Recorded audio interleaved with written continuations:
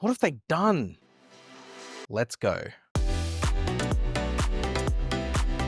The S Pen, a humble tool that has grown in capability over the last 14 years. More than a stylus, it allows for the ultimate in creativity and productivity. And more recently, gave you total phone control. DJ Co excited everybody. And I remember the moment so vividly when he announced that the Note 9 S Pen would have Bluetooth remote control functionality. It was wild.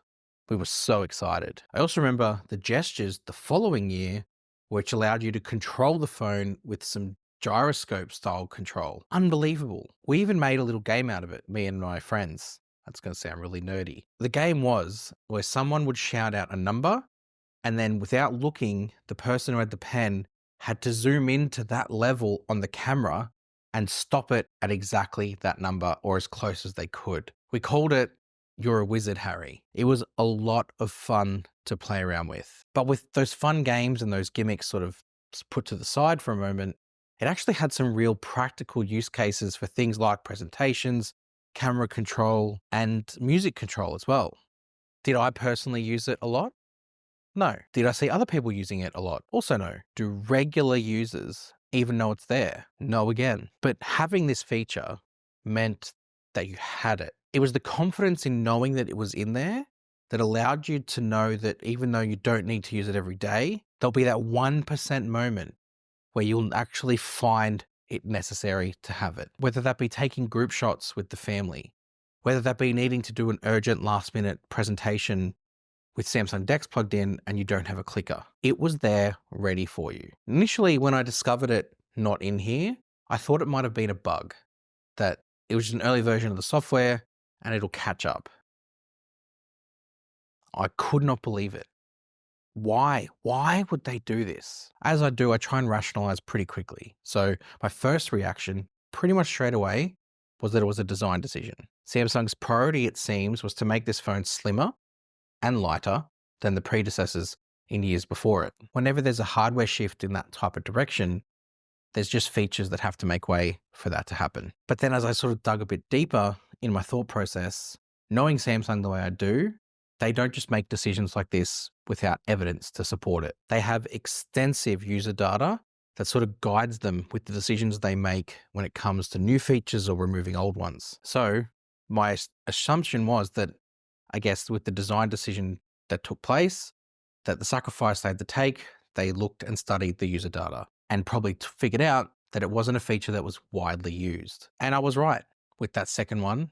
When I asked Samsung about it, they confirmed to me that the usage data showed that it was 0.5% of customers actually use the Bluetooth functions in the S Pen. When I asked about the design, there was absolutely no mention of it being done for design purposes. So it seems like it was just, well, if we can not put it in, save on R&D, let's just not worry about it because no one's really going to miss it. It might still be part of the design decision, but they just haven't communicated it. But still, it's gone. I guess my question now is, were Samsung correct in removing it based off the usage data? My answer to myself is no. A feature like that, it's a specialist tool.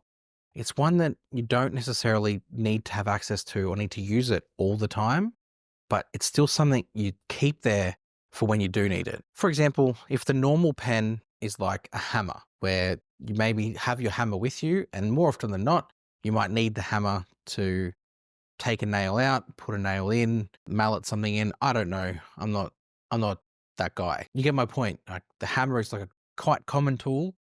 Still don't use it every day, but good to have. The Bluetooth functions is like straps that help tie down things for cars or for utes, trucks, wherever you want to call them, where you keep them in the boot of your car. So if you ever need to, like, maybe buy flat pack furniture, if you ever go to a hardware store and you buy something large, you have straps there to strap them down. Now, do you go to the hardware store every day? No, unless that's your job. Do you buy flat pack furniture every day? You don't move house all the time. Why would you need to have the straps to tie it down? But when you do it, you're so thankful that that's been left in the car because it's there. For me, if the S Pen function wasn't impacting design and weight, they could have just left it. They could have just had it stuck there in the boot of the car.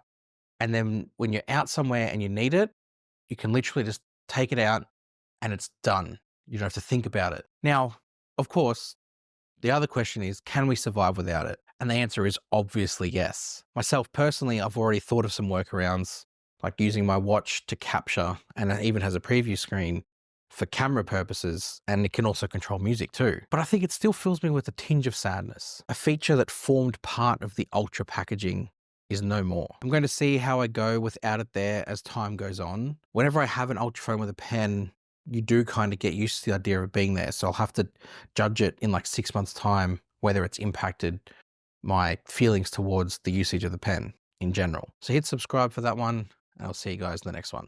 Yo!